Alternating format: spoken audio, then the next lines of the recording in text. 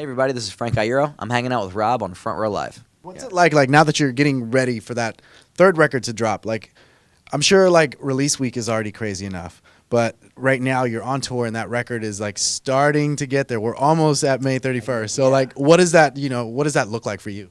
It's a lot like purgatory. You know what I mean? Like it's basically you have this little secret, and you have it in your pocket, and you take like one little pedal off it, and you're like, here's a song. You know what I mean? So normally, you're playing that record for like friends and family, and that's it. Right. But we just started touring maybe 2 weeks ago, and we're not able to play a lot of the new songs yet. We played the one song that we've released because I feel like in this day and age, you know as well as I do, if you play a new song, it gets recorded on an iPhone immediately, and then it gets released. Yep. And normally I'm okay with that. But I really want this record to be kind of consumed in the way that I've originally made it. And I want you to hear it that way first. Right. And then you can hear it on whatever, shitty recording configuration. You listen on your Zune or whatever the hell you're going to listen to. Yeah, it's fine. Yeah. Taking it back. So I just want to keep it like under wraps as much as I possibly can before they hear it any other way. So we're at this point where we're just still playing old stuff, but it's a new band. Like all the guys that are involved are different musicians are in this configuration. It's a new name. So our take on the old stuff also feels new. So that's kind of fun. Like that keeps me creative. Yeah. And I like that. But there's a part of me though that's like all I want to do is play these new songs. Right. I just want to play them so bad. I mean, you've been sitting on them for some time now. You kind of mentioned the band right now. Like, what is it about like you doing these reimaginations of projects or bands or names? Like, what is it about that you keep doing that? Like, what strikes you? Well, I think my favorite thing about being in a band is the honeymoon period. You know what I mean? Kind of filling out the musicians. Like, what is this going to sound like? Everything's new. There's no rules, basically, at this point. We're going to call it something different. There's going to be, like, a new person standing next to you on stage. Yeah. What does that sound like? How are you going to react to each other? Do your personalities mesh? Like, I love all of that. Mm-hmm. Figuring out what's the color scheme, what's the artwork basis on all of this. So, like, the fact that I get to do that every time I make a new record is fun. It's exciting. It's at times debilitating. Like, it takes everything out of me, Yeah. But I like that. Like, I like the things that scare the hell out of me. Right. And that's what makes me want to keep doing this. And like, I feel like obviously it's like a fresh start every single time. But what's it like when you're actually creating the record or recording the record? Are they part of the recording process as well? Yeah. Well, it depends on the band and where we're at. This time, yes. We recorded everything live to 2-inch tape. With Steve Albini at Electrical Audio in Chicago. So basically, all right. So I guess I'll backtrack. Right, the band is filled out by myself, my brother-in-law Evan Nestor, who actually played guitar in the Celebration and the Patience. So he's in every project with me. This time around, Tucker Rule plays drums. Tucker's been in Thursday.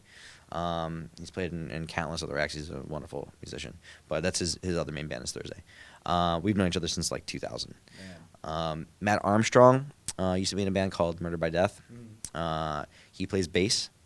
And Kaylee Goldsworthy, who I actually met maybe 2 years ago on tour. Okay. She's a multi-instrumentalist. She plays keys on the record. She plays violin on the record. She also plays guitar. She sings beautifully. So like that's the full band. That's the Future Violence. Right.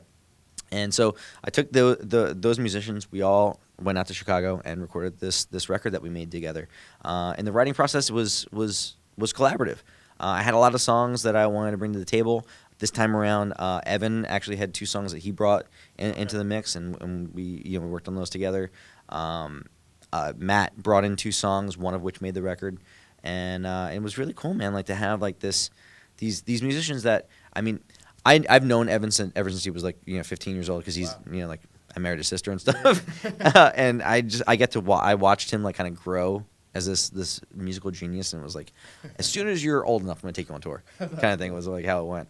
And so like that's awesome to have like this creative like family member, but these other people like Matt and Tucker, like I've known, for 19 years, and have thought to myself like, oh man, wouldn't it be cool to be in a band with that guy? Like, what would it be like to write a song with that guy? Must be something that, like, because you tour with so many bands over the years and you've toured for so long, like, I feel like there's so many different artists that you would love to do some kind of collaboration with. Absolutely, absolutely. And sometimes like you'll see bands and you're like, oh man, like this band is fantastic. Yeah. But that one has like there's something special about that. That like you see these like kindred spirits throughout. Yeah. Just like Kaylee. It was one of those people that like it's like, how have I never met you before? Like, there's something about the way that you play, the way that your brain works. Yeah. We're on the same wavelength, and we need to somehow do something together. And that's how we were on tour. She was in Dave House's band, The Mermaid. Yeah. And so we toured together in the States, and we toured together in Europe. And we were talking about like wanting to do something together, and we ended up doing a cover. We covered an REM song, "Losing My Religion." We recorded it at the BBC, and it was one of my favorite BBC sessions I'd ever gotten to do. I was like, oh man, I gotta get this girl in a band. Like, seriously. Sure enough, now there you're it on goes. tour. Yeah. It just so happened that like this never happens that people's schedules all link up like that. Right. And that was why I was like, all right, I really have to write a record now. Yeah. Like the fact that all these musicians, these dream musicians, like this dream team is together, I have to make a record. Right. Yeah. So what was the writing process like for you on this record? Because I believe this record was the first time you kind of wrote since the incident a couple years ago. Yeah. So, did that incident kind of make you not want to write? Yes. Was that what happened? Like, It's funny. That's a really good question. Coming up on, or it's like 2.5 years now. yeah. We were in this horrible accident in Sydney, Australia, and it was a near-death experience. I didn't think I'd ever play again. I didn't think we'd ever, breathe again, really. Right. End up, we came out the other side. But this is the first record that I've written since this life-changing incident. And it's like having this enormous elephant in the room. It's like I can't make a record and not address this. Right. But no matter what I say or do, it doesn't seem important enough to encompass what I'm feeling about this. So that became this mental wall. That became this writer's block that I had, where I'd write something and be like, that's just not good enough, and I'd throw it away and be like, maybe I can't do this anymore. Like, I don't know if I know how to do this. It is because that's all I've ever done, And think about that, like, all right. So my friend Zachary was like, some people say like, oh yeah, I get nervous before I go on stage, and one of his friends said to him is like, why are you nervous? This is the only thing that you're good at. Yeah. You know what I mean? Right? And so I started to think like, all right, but if this is the only thing I'm good at and I can't do it anymore, like, what the fuck do I do? That's rough. It's rough, yeah. So like you start to like get in your head too much and you freak out. But I think the idea that these musicians that I wanted to be in a band with for like 19 years ended up being free, it forced me to be like, well, I gotta get through this. Right. Because if maybe this is a sign that I have to, you know what I mean?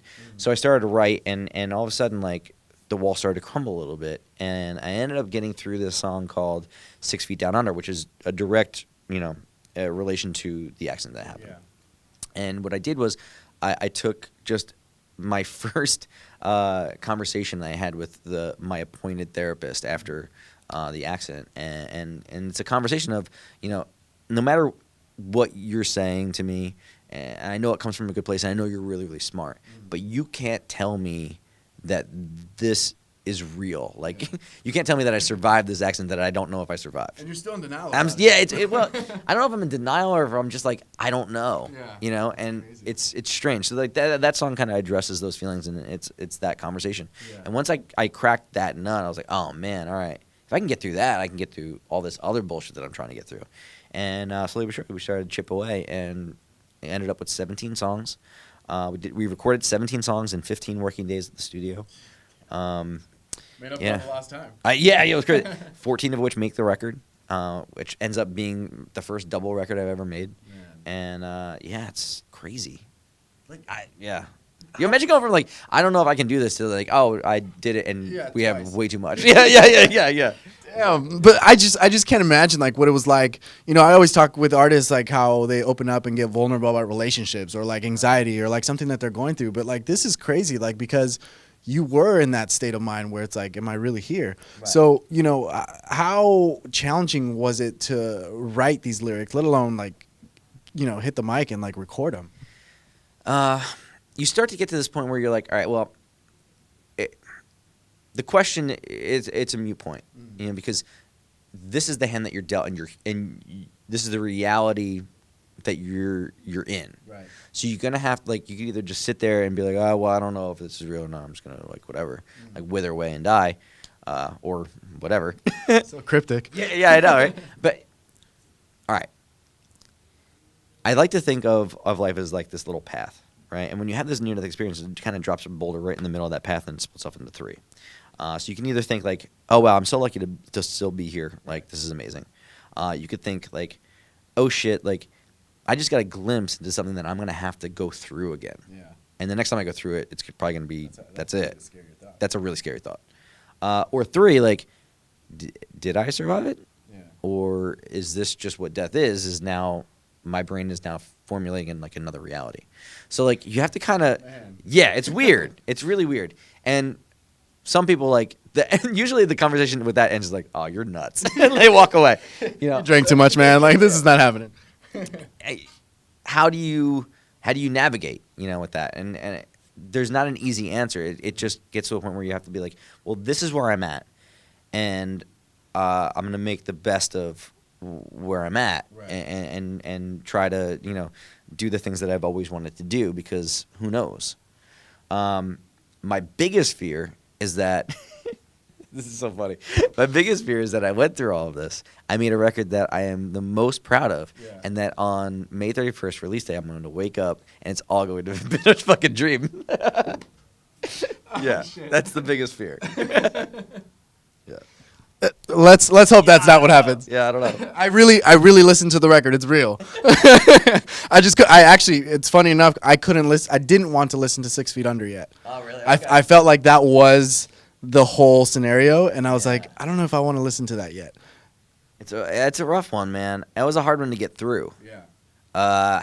And it was one of the last ones that we recorded. But I'm proud of it. I think that, you know, it's weird. There's certain songs that you write and you record, and you're like, oh man, I can't wait to play that again. Right. Like I can't wait to play that in front of people. And then there's other songs where you write them, record them, and you're like, wow, all right, close the lid, lock it up, and be like, I never have to do that again. I don't want to play this live. This is the song that never gets touched. Maybe. I don't know if I need to. Yeah. You know, like there's certain songs I need to, and I don't know if I need that one. Yeah. You know, there's a song I wrote about my grandfather on the last record that I don't know if I need to ever open that case again. Sometimes you just need to release it. Exactly. You know, I remember there was a song that one of my friends' bands, the Get Up Kids, recorded, and they were asked in an interview once, like, well, how come you never played this one song that you recorded? Like, because we feel like we got it right. Yeah. You know, we feel like that was the best we've ever done it, and to do it live, not as good, Yeah. would be It's a good way to weird. see it. Yeah, that's another way to think of it. I just feel like there's certain songs that, like, yeah, like it's like, this is so silly. This just came to me, by the way. When I was a little kid, I used to do this thing where I knew I wasn't allowed to curse, right? So I would say curse words behind furniture. Like I would like whisper them behind a couch. Like it was like almost like a secret, and I would tell secrets too. Like if there was a secret I knew I shouldn't tell anybody. Yeah. Like a friend told me or something like that. I would whisper it behind furniture, so I could still say it, but it would never get out. Like it was almost like locking it in a box. So like it's kind of like the thing. Like you release this emotion or whatever it is into like a closed area, and then wrap it up, throw it out there. I actually feel the same way. Like if I was to do the best interview with you right now, I don't think I could interview you again. Like I think I'd want to like leave it there. I mean, we could just say hello, but like, you wouldn't have to. exactly. Never ask me another question. Exactly. I I did it. Like I don't want to ruin that moment. Like I totally understand that. Now going back to like the fact that you kind of experienced this like near death experience. Like I'm sure so many different things came to mind. Like your family, your kids. Like they're a lot older now, but like. Because those kind of mindsets of family and kids kind of ran through your head, did they play a role at all, like while you were creating these songs? Yes, and it's funny. Like the first song on the record, it's a song called "New Day's Coming." That song directly came from I would at bedtime. We usually do this thing where it's a song or a story. And they pick a story. They can pick whatever's on the shelf. And if it's a song, they usually want to sing a song that we wrote together. It's called "Best Friends Forever." Yeah, which I love, and we'll sing and cool. But that they're kids, so then it's like, all right, let's do one more, and it's like, oh shit, I don't have anything else that I can sing to you and feel good about, right before you go to bed. Right. So I wanted to write a song for them that I would feel good about, that kind of addressed the feeling of like, hey, listen, like no matter what happened today, the sun's gonna rise tomorrow, and you have a new chance to kind of to either get it right. A new chance to kind of either maybe brush yourself off and start fresh, and that idea of like the next day is the first day of the rest of your life kind of thing, and so I had the chorus, I had the title for it, but I couldn't finish it because I knew it felt like a spiritual, it felt like a gospel, and I just for whatever reason like I wasn't ready to write that song, Right. and this band configuration was the one that really cracked it, and I was like, I have this idea for a song, it sounds like this, and we just went into it, and it was like, whoa, the song became a real boy, and I was like, that's what's going to start the record. Like I want everybody to start fresh when they hear this. Right. Yeah. It's crazy. It's I still can't believe like you were able to create 2 albums right now. Like after all this, like. Dude, same. Yeah, especially too like in the amount of time that we had. Yeah. And to put this into perspective for people that maybe don't make records, like back in the day, like you had as much time as you needed. For the last record, I did 12 songs in 17 days, and we were right down the wire. And then I had to mix after that. Right. This album was recorded live to tape in a room and mixed 17 songs in 15 days. So that's like crazy, like a insane person's pace.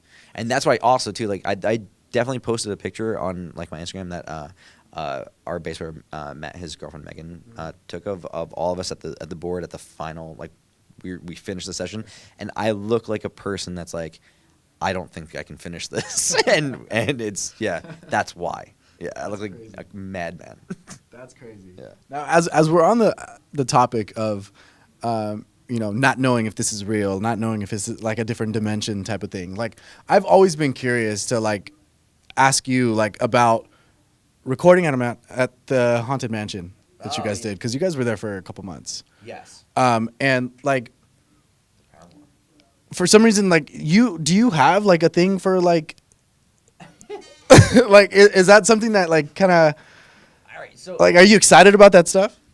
I think it would be comforting to know for sure that something else exists. Yeah. The fact that like this isn't it, I think would be really nice for us.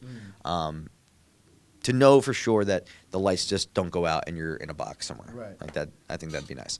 I don't think I have like a desperate need to be haunted per se.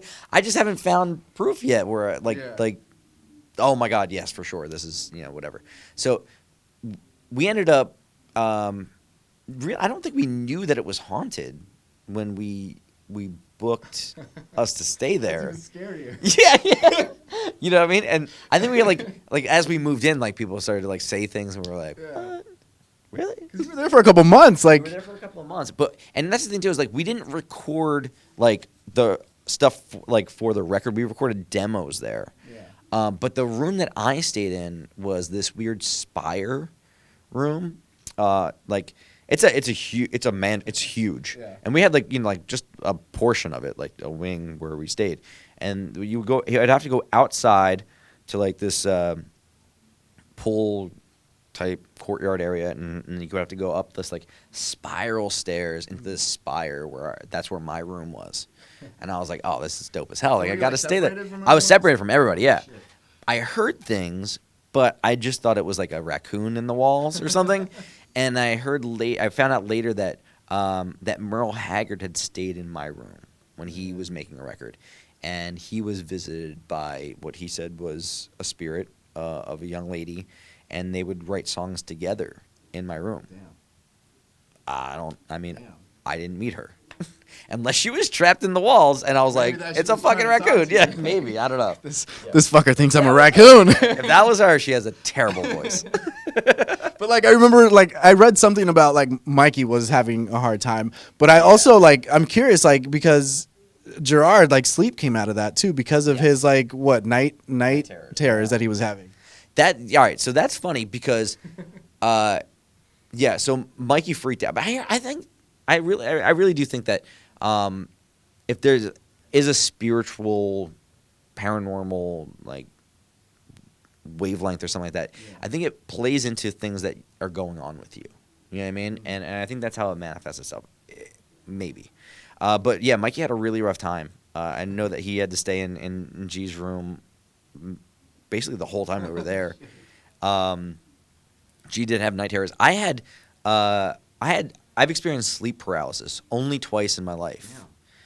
And once was around that time, but it wasn't at the Paramore. Yeah.